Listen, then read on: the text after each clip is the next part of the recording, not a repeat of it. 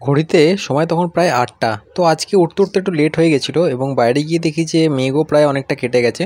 তো তাড়াতাড়ি করে সকালে উঠে আমি এদিকে ব্রাশ করে নিচ্ছিলাম এবং ব্রাশ করার পরেই মা আমাকে সার্ভ করে দেয় চা, চা আর বিস্কিট খেয়ে নিই। খেয়ে কম্পিউটারে একটু কাজে বসে পড়ি, কারণ এসএসসির একটা পরীক্ষা রয়েছে, সেই পরীক্ষারই আর কি সিট দেখতে আমি বসেছিলাম এখানে বেসিক্যালি। তো তারপরে আমি এখানে দেখার পর আমি সকালে ছাতু খেয়ে নিই ব্রেকফাস্টে, এবং 2 গ্লাস ছাতু খেয়ে নিয়ে বেশ সুন্দরই পেটটা ভরে যায় এবং ঠান্ডা খাবার।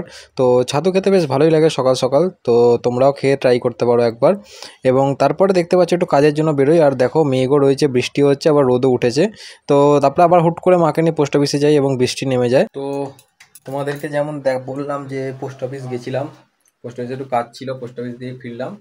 পোস্ট অফিসে থাকাকালীন একটু সমস্যা হয়ে যায়। সেটা সমস্যা নয়, আমি একটা পরীক্ষার ফর্ম ফিল আপ করেছিলাম, পরীক্ষার ফর্ম ফিল আপ সিট পড়ে গেছে কাটাকে।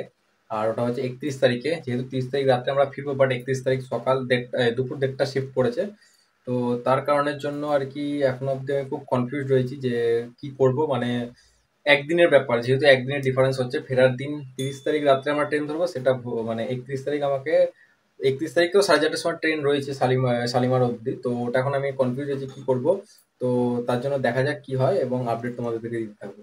তারপরে দুপুরে তাড়াতাড়ি করে স্নান টান করে আবার একটু কম্পিউটার নিয়ে বসে পড়ি একটু কাজে, এবং কিছু সিলেবাস এবং কিছু কোশ্চেন পেপার দেখার জন্য। দুপুরে খাবারে ছিল আনলিমিটেড ভাত, আলু ভাজা আর এদিকে সয়াবিনের তরকারি। তো আজকে যেহেতু শনিবার, আজকে নিরামিষ ছিল। এখন 3টে বাজে,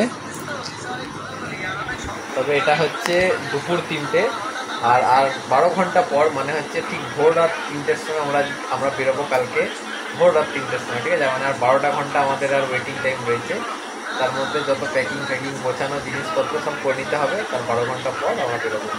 তারপরে দেখতে পাচ্ছ বিকেল হতে না হতে আমি আমার প্যাকিংগুলো করে নিই, কারণ মাদের ব্যাগটা অ্যাকচুয়ালি চেঞ্জ হয়েছিল, ছোটো ব্যাগটা থেকে মারা বড় ব্যাগে কনভার্ট করে নেয়। তো আমিও কিছু যাবতীয় জিনিসগুলো ঢুকিয়ে নিই এবং প্যাক করে নিচ্ছিলাম, কারণ যেহেতু সময় আর অল্পক্ষণই রয়েছে।